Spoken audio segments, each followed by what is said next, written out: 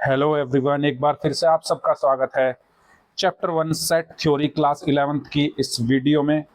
और ऑलरेडी हमने 5 पार्ट इस वीडियो के अपने चैनल पर डाल दिए हैं, जहां पर आपने सेट थ्योरी की एक्सरसाइज 1.1, 1.2 और 1.3 से रिलेटेड क्वेश्चंस और उनसे रिलेटेड कॉन्सेप्ट्स के बारे में पढ़ा है। तो आज की वीडियो हम स्टार्ट करते हैं।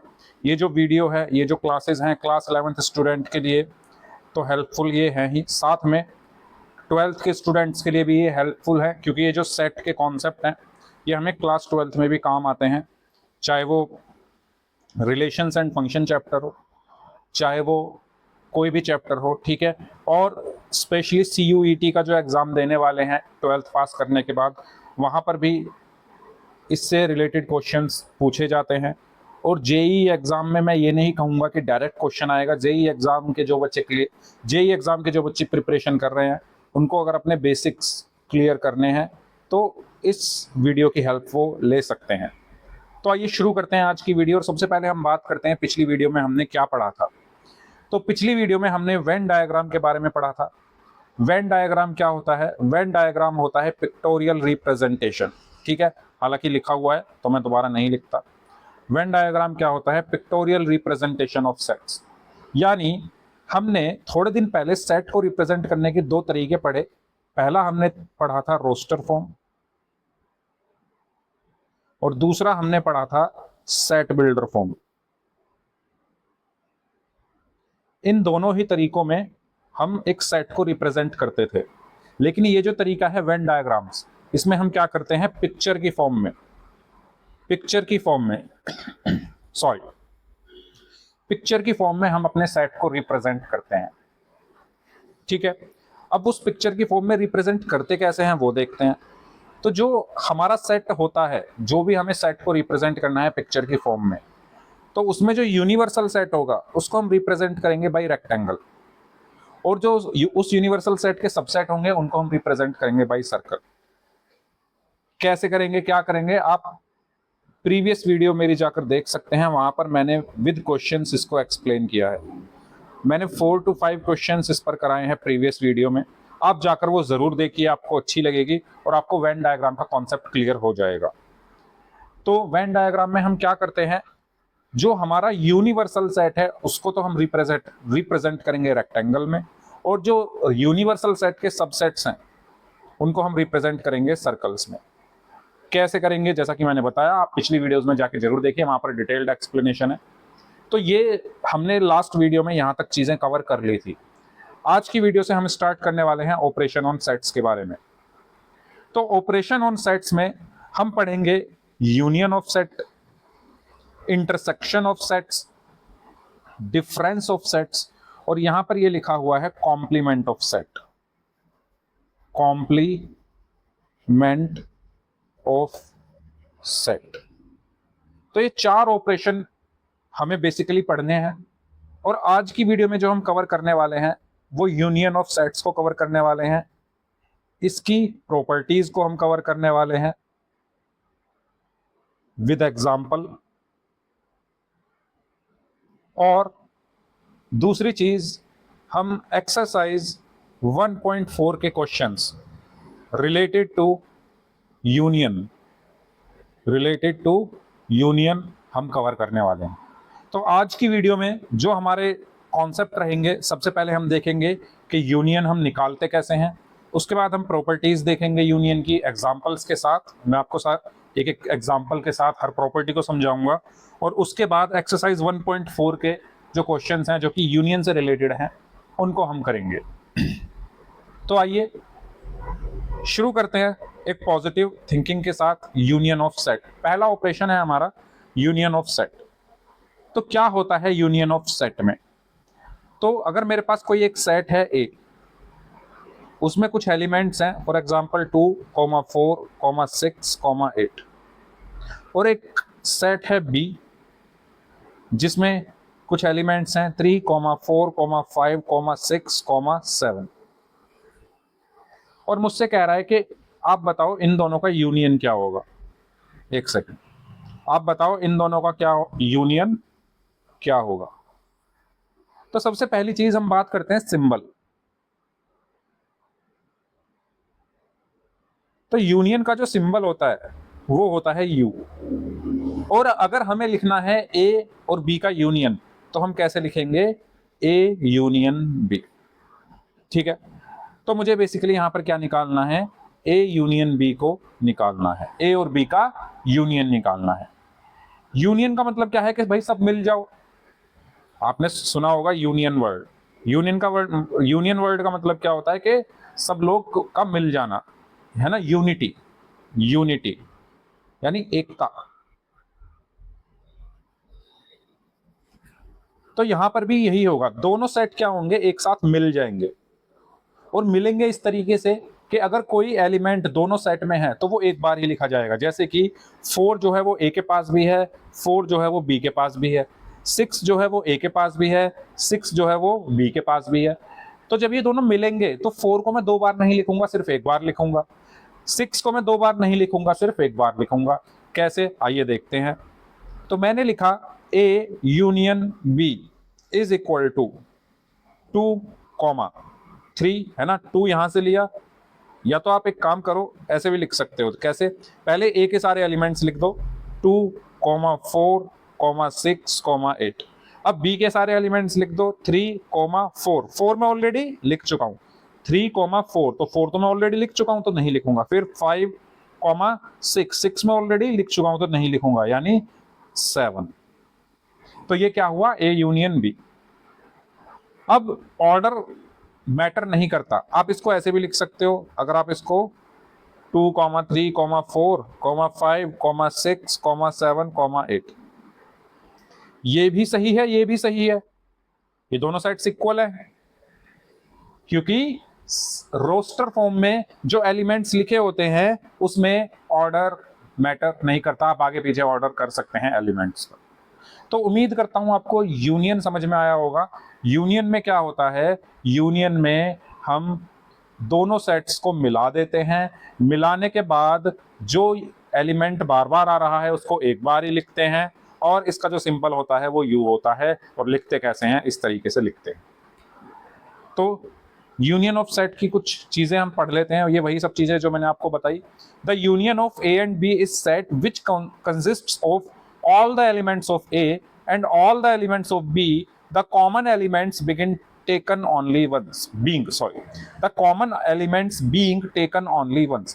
यानी A और B का जो यूनियन है वो एक ऐसा सेट होता है, दोबारा, A और B का जो यूनियन है एक ऐसा सेट होता है जो कि कंसिस्ट करता है सभी एलिमेंट A के, सभी एलिमेंट B के, और जो कॉमन एलिमेंट्स है उनको बस एक बार लिखा जाता है। The symbol U is used to denote the union। Union को डिनोट करने के लिए हम U सिंबल का यूज करते हैं। Symbolically we write A union B and usually read as A union B, मतलब लिखा है AUB और पढ़ते कैसे हैं, A union B। Thus A union B is equal to, यहां पर सेट बिल्डर फॉर्म में लिखा हुआ है A यूनियन B का मतलब होता है एक एलिमेंट है X और वो X इस तरीके से है कि वो दोनों सेट से बिलोंग कर रहा है। ठीक है, तो ये था हमारा यूनियन ऑफ सेट्स। अब इस पर एक एग्जांपल लेते हैं, क्वेश्चन करते हैं। तो एग्जांपल आपके सामने है, इसमें बोला गया है let set A is equal to 2,4, 6, 8। एक सेट दिया हुआ है, B is equal to 6, 8, 10, 12। Find A union B. तो ए यूनियन बी निकालने के लिए मैं क्या करूंगा, पहले दोनों सेट्स को लिख लेता हूं, 2, 4, 6, 8 यूनियन 6, 8, 10, 12। तो ए यूनियन बी क्या आया, जैसा कि मैंने आपको बताया, सबसे पहले आप ए के एलिमेंट लिख लो 2, 4, 6, 8। उसके बाद आप बी के एलिमेंट लिखो, लेकिन जो ऑलरेडी लिख चुके हो उनको दोबारा मत लिखो। तो बी में 6 और 8 मैं ऑलरेडी लिख चुका हूं तो उनको दोबारा नहीं लिखूंगा, यानी फिर मैं लिखूंगा 10 और 12। तो ये मेरा क्या आया, फाइनल आंसर आया। ओके, इजी है। चलिए अब हम बात करते हैं प्रॉपर्टीज ऑफ यूनियन। तो सबसे पहली प्रॉपर्टी है कॉम्यूटेटिव प्रॉपर्टी। कॉम्यूटेटिव प्रॉपर्टी या कॉम्यूटेटिव लॉ। कॉम्यूटेटिव लॉ क्या कहता है कि आप ए यूनियन बी निकालो या बी यूनियन ए निकालो, दोनों का रिजल्ट सेम आएगा। क्यों आएगा, कैसे आएगा, आइए निकाल के देखते हैं। तो मैं एक पेज ले लेता हूं, तो हम क्या पढ़ने वाले हैं? हम पढ़ने वाले हैं कॉम्यूटेटिव प्रॉपर्टी या कॉम्यूटेटिव लॉ भी हम इसको बोल सकते हैं। ये क्या कहता है? ये कहता है कि आपके पास अगर दो सेट है तो आप उनका यूनियन ऐसे निकालो, यानी कि ए का बी के साथ निकालो या बी का ए के साथ निकालो, दोनों इक्वल आते हैं। ठीक है, तो एग्जांपल लेके मैं इसको समझाता हूं। मैंने एक सेट लिया ए, उसके अंदर है 1, 2, 3। मैंने एक सेट लिया बी, उसके अंदर है 2, 3, 4। तो मैंने निकाला सबसे पहले ए यूनियन बी, यानी 1, 2, 3 यूनियन 2, 3, 4। तो पहले मैंने ए के एलिमेंट्स लिखे 1, 2, 3। अब बी के लिख रहा हूं, बी में 2 और 3 ऑलरेडी यहां मैं लिख चुका हूं, तो बचा 4। तो ए यूनियन बी आया ये। अब मैं निकालता हूं बी यूनियन ए। बी क्या है? 2, 3, 4 यूनियन ए क्या है? 1, 2, 3। तो पहले मैंने लिखे बी के एलिमेंट्स और 1 और 2 और 3 ऑलरेडी लिख चुका हूं। तो इसको अगर मैं ऑर्डर चेंज करके लिख दूं तो ये क्या आएगा? 1, 2, 3, 4। तो ये भी 1, 2, 3, 4 आ रहा है, ये भी 1, 2, 3, 4 आ रहा है। तो यहां से मैं कह सकता हूं कि ए यूनियन बी इक्वल है बी यूनियन ए के।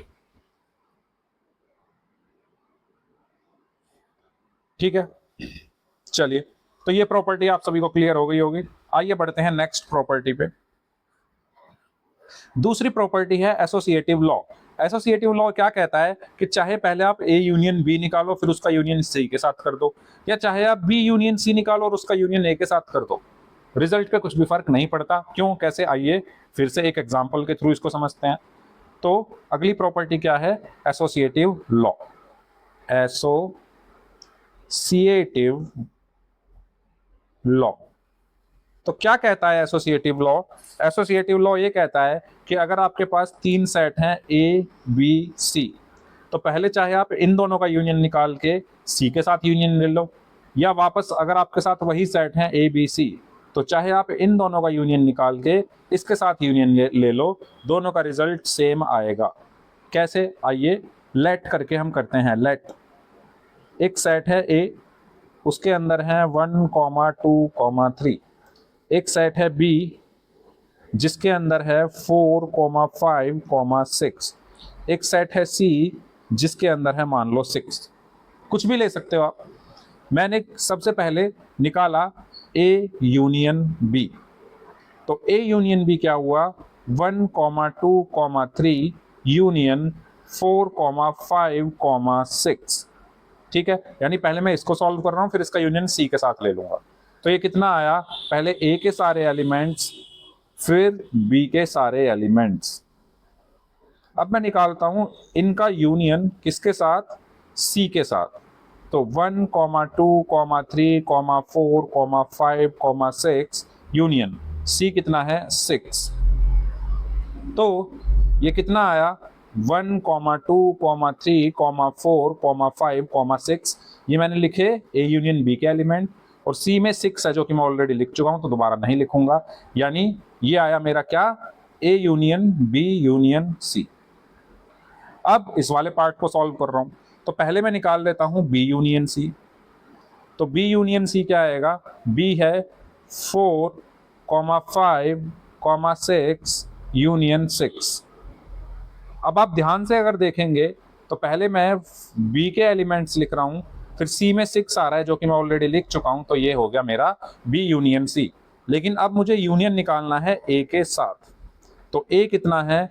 1, 2, 3 यूनियन बी यूनियन सी कितना है? 4, 5, 6 है ना। यहां से मैंने लिखा बी यूनियन सी। ए कहां से लिखा मैंने? ये माना हुआ है। तो वापस से इनका यूनियन करके क्या आया? 1, 2, 3, 4, 5, 6। अब आप खुद देखिए, जब मैंने, एक सेकंड मैं हाइलाइटर ऑन कर देता हूं। अब आप खुद देखिए, जब मैंने ये सॉल्व किया, क्या पहले मैंने ए यूनियन बी निकाला, उसके साथ मैंने सी का यूनियन निकाला, तब भी ये आंसर आ रहा था। फिर मैंने पहले बी यूनियन सी निकाला, उसके साथ ए का यूनियन निकाला, तब भी यही आंसर आ रहा है। तो दोनों सेम आ रहे हैं, दोनों क्या आ रहे हैं, सेम आ रहे हैं। तो ये वाली प्रॉपर्टी भी आपको क्लियर हो गई होगी। ठीक है, बढ़ते हैं नेक्स्ट प्रॉपर्टी की तरफ। अगली प्रॉपर्टी है law of identity element, phi is the identity of union. तो लॉ ऑफ आइडेंटिटी एलिमेंट क्या कहता है कि जब आप ए का फाई के साथ यूनियन ले रहे हो, फाई क्या है, फाई मेरा क्या होता है, एम्प्टी सेट। फाई मेरा क्या होता है, एम्प्टी सेट। आइए इसको भी समझते हैं। तो law of identity, next property है हमारी क्या, लॉ ऑफ आइडेंटिटी। तो ये प्रॉपर्टी क्या कहती है, ये प्रॉपर्टी कहती है कि अगर आपके पास कोई एक सेट ए है, उसका आप यूनियन ले रहे हो फाई से, तो आपका आंसर ए आएगा। तो ये तो इजी है भाई, फाई का मतलब क्या होता है, phi is nothing but empty set, empty set. और अगर कोई सेट एम्प्टी है तो उसमें कुछ नहीं है, और उसका आप यूनियन ए के साथ ले रहे हो तो कुछ नहीं का मतलब यूनियन में भी कुछ नहीं आएगा। जैसे मैं यहां लिख लूं, लेट एक सेट है ए 1 2 3 और एक सेट है फाई बी जो कि खाली है।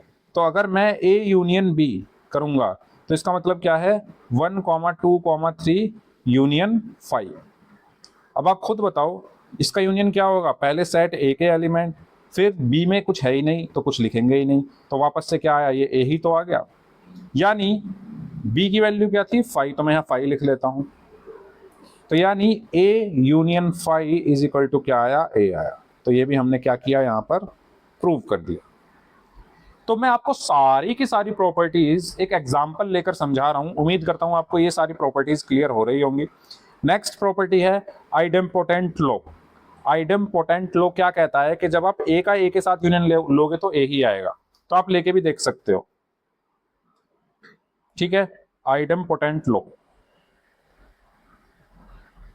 आइडेम्पोटेंट लॉ ये क्या कहता है कि भाई अगर ए एक सेट है, उसका यूनियन आप वापस ए से लोगे तो आंसर ए ही आएगा। तो वो तो आएगा ही, क्यों, लेके देख लो। लेट एक सेट है ए, उसके एलिमेंट कुछ भी मान लो, ए बी सी मान लेते हैं, चलो बहुत देर से 1 2 3 मान रहे हैं।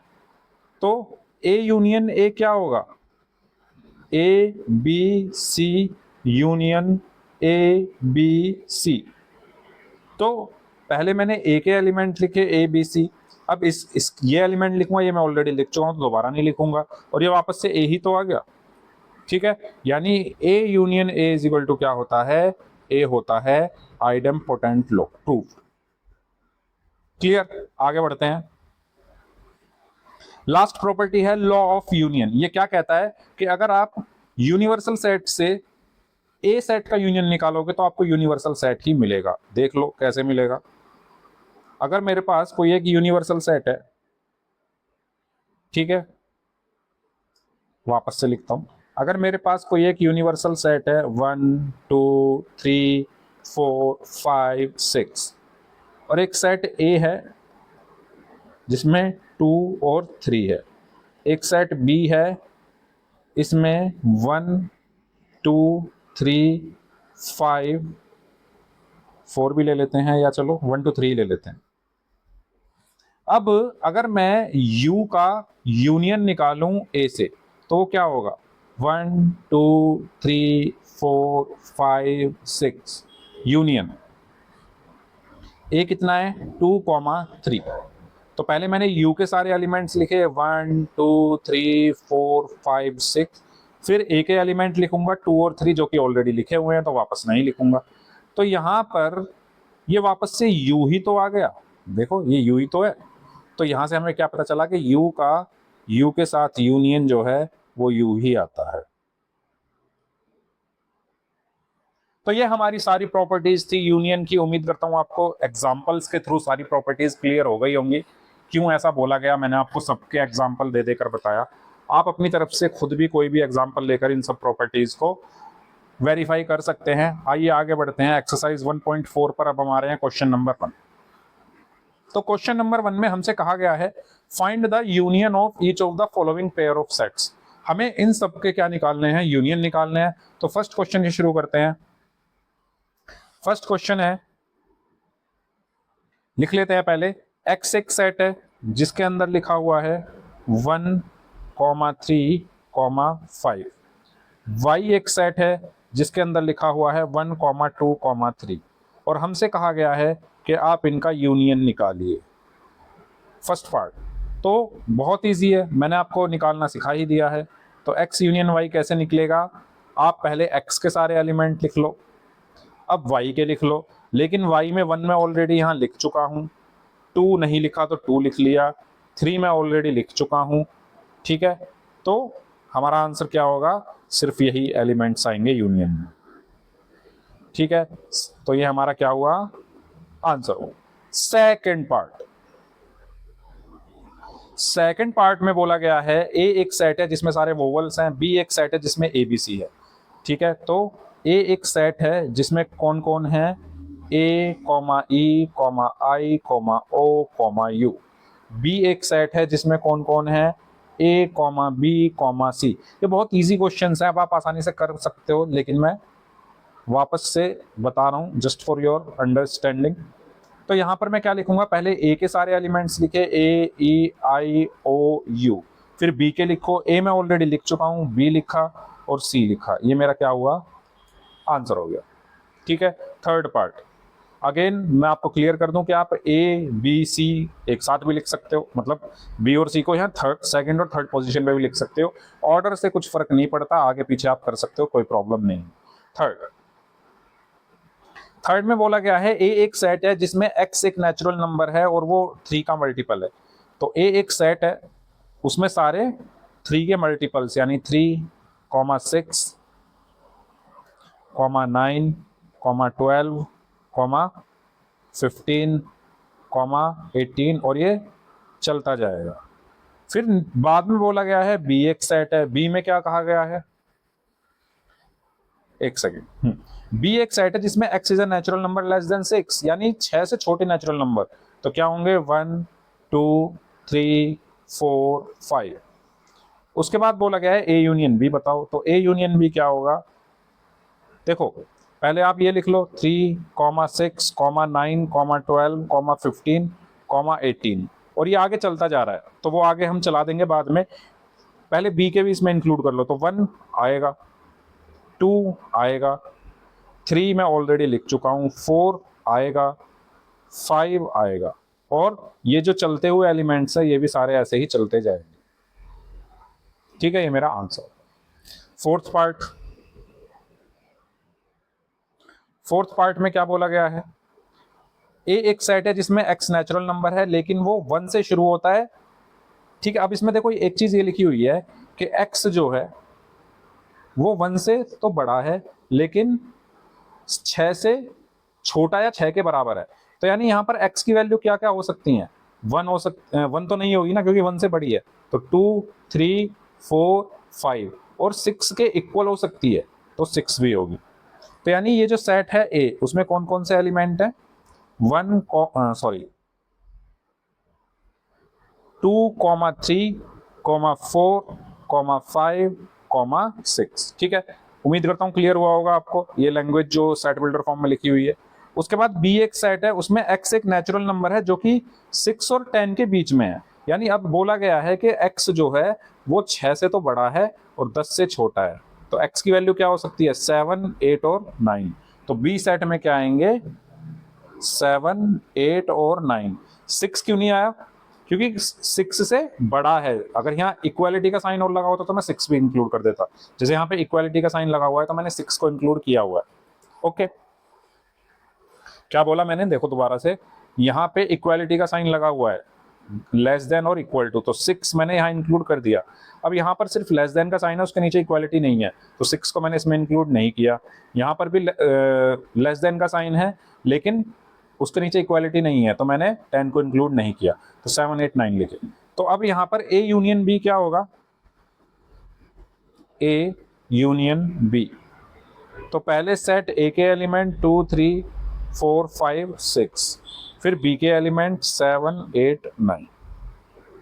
तो ये आंसर होगा। ठीक है, फिफ्थ पार्ट अगर कोई भी चीज आपको समझ नहीं आए तो कमेंट बॉक्स में कमेंट जरूर करिएगा, और या वीडियो का थोड़ा पीछे करके देख सकते हैं। फिफ्थ पार्ट में बोला गया है ए एक सेट है 1 2 3 और बी एक सेट है खाली, यानी एम्प्टी सेट। तो ए एक सेट है 1 2 3 और बी एक सेट है जो कि खाली है। इसका यूनियन क्या होगा? तो A union B is equal to 1 2 3 union 5। Answer में पहले ए के सारे एलिमेंट्स, फिर बी के सारे एलिमेंट्स, लेकिन बी में तो कुछ है ही नहीं यानी खाली है, तो हमारा आंसर क्या आया? 1 2 3 ही आ गया। ओके, चलिए, तो फर्स्ट क्वेश्चन के मैंने सारे पार्ट्स आपको बहुत अच्छे से क्लियर कर दिए हैं। उम्मीद करता हूं आपको सारे पार्ट्स क्लियर हैं, समझ में आ गए हैं। आगे बढ़ते हैं, बात करते हैं नेक्स्ट क्वेश्चन, जो कि है क्वेश्चन नंबर 2। क्वेश्चन नंबर 2 में बोला है ए एक सेट है ए कोमा बी एक सेट है ए बी सी। तो बताइए कि क्या ए बी का सबसेट है? ठीक है। और what is A union B? ठीक है, तो कैसे बताएंगे? पहले लिख लेते हैं, ए एक सेट है ए कॉमा बी एक सेट है A comma B comma C. तो हमसे पूछा गया है is A is subset of B. तो बताइए, आप ही बताइए, A is subset of B. तो ये किसका साइन होता है? सबसेट का। सबसेट का मतलब क्या होता है कि अगर किसी सेट के, ठीक है, सबसेट का मतलब क्या होता है? अगर ए के सारे एलिमेंट्स बी में प्रेजेंट हैं तो ए बी का सबसेट होता है।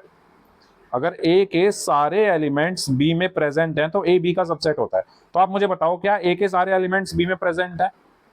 हैं? नहीं है? अरे हैं भाई, देखो ए के सारे एलिमेंट्स कौन है? ए और बी, तो वो बी में तो आ ही रहे हैं, ए और बी।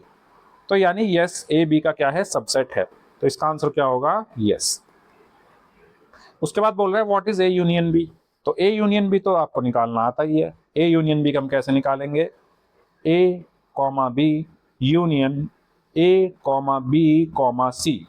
तो सबसे पहले ए के एलिमेंट्स ए कॉमा बी, फिर बी के एलिमेंट्स ए और बी ऑलरेडी लिख चुका हूं, सी बचा हुआ है तो सी।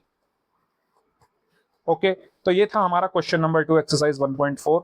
नेक्स्ट है क्वेश्चन नंबर 3 ऑफ एक्सरसाइज 1.4। इसमें क्या बोला गया है? If A and B are two sets such that A is subset of B, then what is A union B. तो यही चीज तो हमने यहाँ पे सॉल्व की है। यहाँ पर ए बी का सबसेट था, तो ए यूनियन बी क्या आया था? वापस से बी ही आ गया था। कैसे? देखो, इस चीज को समझो थोड़ा। देखो, एक चीज आपको हमेशा ध्यान रखनी है, क्वेश्चन में आपको आंसर उन्हीं टर्म्स में देना है जिस टर्म्स में क्वेश्चन है। कैसे? देखो, अगर मैं मान लू लेट एक सेट ए है, ठीक है, तो ए में मान लो ए बी सी है और बी में मान लो ए बी सी डी है। अब ऐसा ही क्यों माना मैंने? क्योंकि इसमें साफ साफ कहा गया है कि ए बी का सबसेट है, यानी ए के सारे एलिमेंट्स बी में हैं। तो ए बी सी बी में है। तो यहां से मुझे पता चला कि ए जो है वो बी का सबसेट मुझे लेना था, तो मैंने ले लिया। उसके बाद ए यूनियन बी क्या होगा? ए यूनियन बी का मतलब है कि आप ए बी सी का यूनियन ले लो ए बी सी डी के साथ। तो क्या आएगा? ए बी सी, तो सेट ए के ए बी सी, फिर सेट बी का ए बी सी मैं ऑलरेडी लिख चुका हूं, तो बचा डी। तो ये जो चीजें थी, स्मॉल ए small B small C small D, ये मैंने मानी थी, ये मैंने लेट की थी। तो मैं आंसर यही नहीं छोड़ सकता अपना।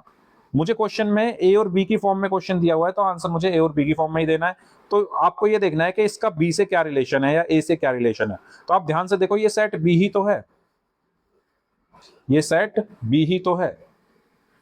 तो यहां पर क्या पता चला हमें कि A union B is equal to B होगा। कब? जब ए बी का सबसेट है। ओके, क्लियर हुआ? कैसे हुआ, क्या हुआ, समझ में आ गया होगा। ये था question number 3। Now let's move to the question number 4 and this is the last question of this video, but not of this exercise, क्योंकि क्वेश्चन नंबर 5 हमारा इंटरसेक्शन से रिलेटेड है। तो इंटरसेक्शन हम नेक्स्ट वीडियो में पढ़ेंगे, फिर उसके क्वेश्चंस करेंगे। आइए इस क्वेश्चन को जल्दी से खत्म करते हैं। इसमें क्या दिया हुआ है हमें? एक सेट दिया हुआ है ए, एक सेट दिया हुआ है बी, एक सेट दिया हुआ है सी और एक और दे दिया जी डी। चार दे दिए इस बार। फिर हमसे कह रहा है find A union B, A union C, B union C, B union D, A union B union C, A union B union D, B union C union D. अच्छा, ठीक है, इजी है, कर लोगे। कैसे? आइए करते हैं। First part, A union B. तो ए कितना है 1, 2, 3, 4 यूनियन। बी कितना है 3, 4, 5, 6। तो ये तो बच्चों वाला खेल हो चुका है आपके लिए। कैसे? पहले ए के एलिमेंट्स लिख लो 1, 2, 3, 4। अब बी के लिख लो, लेकिन बी में 3 और 4 ऑलरेडी आ चुके हैं, तो 5 और 6 बचे, वो लिख लिए। तो ये हमारा आंसर हुआ। सेकंड में क्या करना है हमें? सेकंड में हमें निकालना है ए यूनियन सी। ए क्या है 1, 2, 3, 4 यूनियन। सी क्या है 5, 6, 7, 8। तो ए यूनियन सी क्या होगा? पहले ए के एलिमेंट्स लिख लो 1, 2, 3, 4। अब बी के लिख लो, सॉरी सी के लिख लो 5, 6, 7, 8। थर्ड पार्ट देखिए। थर्ड पार्ट में क्या निकालना है? B union C. B union C. तो बी क्या है? बी है 3, 4, 5, 6। 3, 4, 5, 6। और सी क्या है 5, 6, 7, 8। तो इनका यूनियन क्या होगा? पहले बी के एलिमेंट्स लिख लो 3, 4, 5, 6। अब सी के लिख लो। सी में 5 और 6 ऑलरेडी मैं लिख चुका हूं, तो 7 और 8 बचे, वो मैंने लिख लिया। क्लियर? फोर्थ पार्ट मजे आ रहे हैं? फोर्थ पार्ट में क्या बोला गया है? फोर्थ पार्ट में बोला है कि बी यूनियन डी निकालो। ठीक है भाई, सारे यूनियन निकलवा रहा है, तो जितने पॉसिबल यूनियन है ना सब निकलवा रहा है। तो बी है हमारा 3, 4, 5, 6 यूनियन। डी का यूज कहीं हुआ नहीं था, लो इसमें डी का यूज भी कर लिया 7, 8, 9, 10। 7, 8, 9, 10। तो बी यूनियन डी क्या हुआ? पहले बी के एलिमेंट्स लिख लो 3, 4, 5, 6। फिर डी के लिख लो 7, 8, 9, 10। तो ये हमारा आंसर हो गया। फिफ्थ पार्ट में निकालना है हमें A union B union C. अच्छा जी, A union B union C. A कितना है 1, 2, 3, 4 था क्या? हाँ 1, 2, 3, 4। 1, 2, 3, 4 यूनियन। बी कितना है 3, 4, 5, 6 यूनियन। सी कितना है 5, 6, 7, 8। 5, 6, 7, 8। तो देखो इस जब भी हमें 3 सेट का यूनियन एक साथ निकालना हो तो 2-2 करके निकालो। मतलब पहले ए यूनियन बी, मतलब पहले इनको सॉल्व कर लो, फिर इसका जो आंसर आएगा उससे इसका यूनियन निकाल दो। तो इन दोनों का यूनियन क्या होगा, आइए देखते हैं। तो 1, 2, 3, 4 लिखा पहले मैंने। अब 3 और 4 ऑलरेडी लिख चुका हूं, तो 5 और 6 लिखा। यूनियन 5, 6, 7, 8। हालांकि आप एक स्टेप में भी कर सकते हो, लेकिन अभी थोड़ा सब्र, 2 स्टेप में कर लो, कोई बात नहीं, गलत नहीं होना चाहिए। अब इन दोनों का यूनियन क्या होगा? पहले वाले सेट लिख लो 1, 2, 3, 4, 5, 6। लेकिन ये हम लिख चुके हैं दूसरे वाले सेट के, तो बचे क्या 7 और 8। तो ये हमारा आंसर हुआ। ठीक है, चलो जी। सिक्स्थ पार्ट में क्या बोल रहा है? सिक्स्थ पार्ट में बोल रहा है A union B union D. A union B union D. A union B union D. A कितना है 1, 2, 3, 4 यूनियन। बी कितना है 3, 4, 5, 6 यूनियन। डी कितना है? ले भाई डी ढूंढो। 7, 8, 9, 10। 7, 8, 9, 10। ठीक है, तो पहले क्या करेंगे, इन दोनों का यूनियन निकाल लो। उसका जो आंसर है उसका फिर इससे यूनियन निकाल देना। तो इन दोनों का यूनियन क्या होगा? तो 1, 2, 3, 4 लिखे पहले 1, 2, 3, 4। उसके बाद 3, 4 ऑलरेडी लिख चुका हूं, 5, 6। ठीक है, यूनियन 7, 8, 9, 10। अब इन दोनों का यूनियन क्या होगा? 1, 2, 3, 4, 5, 6, 7, 8, 9, 10। ठीक है, ये आंसर हो। चलिए 7th पार्ट। अरे भाई कहाँ गया 7th पार्ट? हाँ, 7th पार्ट में बोल रहा है B union C union D निकालो। ठीक है, ठीक है भाई, ये भी निकाल देते हैं। B union C union D, B union C union D. तो बी कितना है भाई? बी है हमारा 3, 4, 5, 6। 3, 4, 5, 6। यूनियन सी कितना है? 5, 6, 7, 8 होगा। 5, 6, 7, 8। 5, 6, 7, 8। यूनियन डी कितना है? 7, 8, 9, 10। अगेन पहले इन दोनों का यूनियन, तो इन दोनों का यूनियन क्या होगा? 3, 4, 5, 6। 5, 6 ऑलरेडी लिख चुका हूं। 7, 8 यूनियन 7, 8, 9, 10। 3, 4, 5, 6, 7, 8। 7, 8 ऑलरेडी लिख चुका हूं। 9, 10। तो ये हमारा फाइनल आंसर। सॉरी, फाइनली हमने यूनियन के सारे कॉन्सेप्ट पढ़ लिए हैं। यूनियन कैसे निकलता है, यूनियन की प्रॉपर्टीज क्या होती है, विद एग्जांपल्स, और एक्सरसाइज 1.4 के क्वेश्चन नंबर 4 तक हमने सारी चीजें कवर कर ली हैं। अब जो नेक्स्ट वीडियो है उसमें हम इंटरसेक्शन ऑफ सेट्स के बारे में पढ़ेंगे। ठीक है, इंटरसेक्शन ऑफ सेट्स का एग्जाम्पल देखेंगे, इंटरसेक्शन ऑफ सेट की प्रॉपर्टीज देखेंगे, और उससे रिलेटेड फिर हम क्वेश्चंस देखेंगे, जो कि क्वेश्चन नंबर 5 है। तो उम्मीद करता हूँ आपको यहाँ तक की वीडियो क्लियर हो गई होगी। इसको मैं ज़्यादा लेंथी इसलिए नहीं बना रहा क्योंकि पार्ट्स में अगर हम चलेंगे तो थोड़ा ज़्यादा सही रहेगा, चीज़ें मिक्स नहीं होंगी। ये वीडियो हमारी यूनियन पर डेडिकेटेड थी, पिछली वीडियो हमारी वेन डायग्राम्स पर डेडिकेटेड थी, उससे रिलेटेड क्वेश्चन हमने किए, इसमें हमने यूनियन से रिलेटेड क्वेश्चन किए। उम्मीद करता हूँ आपको वीडियो अच्छी लगी होगी, क्वेश्चन समझ आए होंगे। अगर आपको कोई भी डाउट है आप कमेंट सेक्शन में ज़रूर कमेंट करिएगा, वीडियो को लाइक ज़रूर करिएगा, अपने फ्रेंड्स के साथ शेयर जरूर करिएगा, और चैनल को सब्सक्राइब जरूर करिएगा। प्लीज़ सपोर्ट कीजिए। मिलते हैं नेक्स्ट वीडियो में, तब तक के लिए बाय।